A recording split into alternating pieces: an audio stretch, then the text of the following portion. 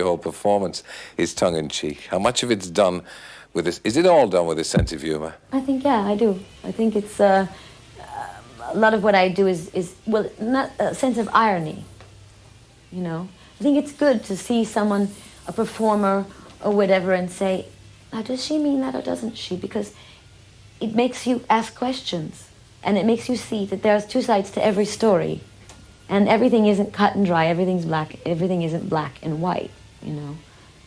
So, and I think that I try to make that clear in my work by being tongue-in-cheek.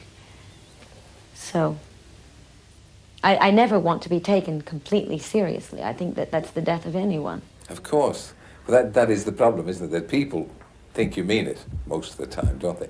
Do you mean everything you say? I mean everything I say, but I'm in terms of like my performance and stuff. I mean, certainly in my last show, much of what I did was tongue-in-cheek, and I mean, I'm being very sincere with you right now, but when I present a performance, for instance, and many times in my songs, there's a sense of irony that most intelligent people see it.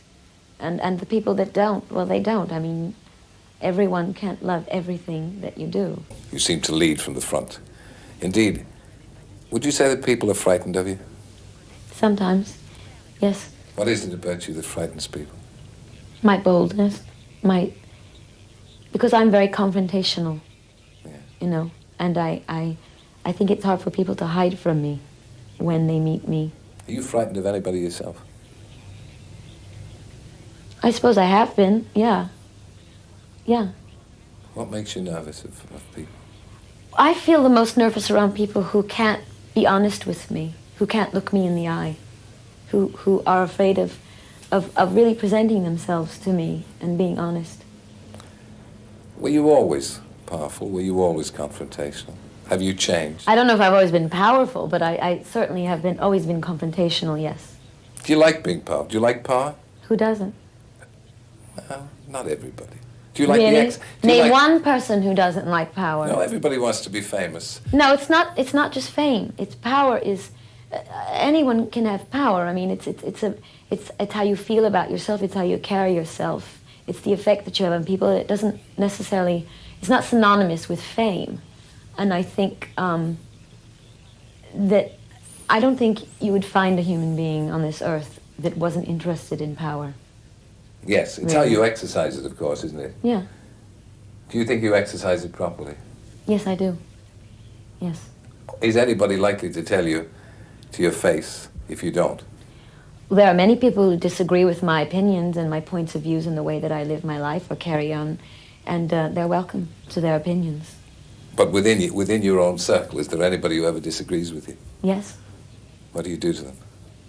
What do I do to them? Yeah. I have them sentenced to jail and I have their heads cut off. Yeah. But what I mean is, do you welcome I listen disagreement? Yes, I absolutely insist on it. I don't want a bunch of people, you know, running around kissing my ass all the time. I prefer people to be really upfront and honest with me. I don't mind that because it gives me a chance to explain not only to them, but once again myself, why I do the things I do. The thing that I noticed about that everybody noticed about you, so you'll excuse me if you've been asked this before, you seem to reinvent yourself every few years. Is that a conscious thing, or do you just get tired of yourself and say, I want a new Madonna every couple of years? Well, I don't think it's a question of getting tired of myself, but it's like it's all different aspects of my personality, and I just kind of I focus in on different aspects of my personality, and I kind of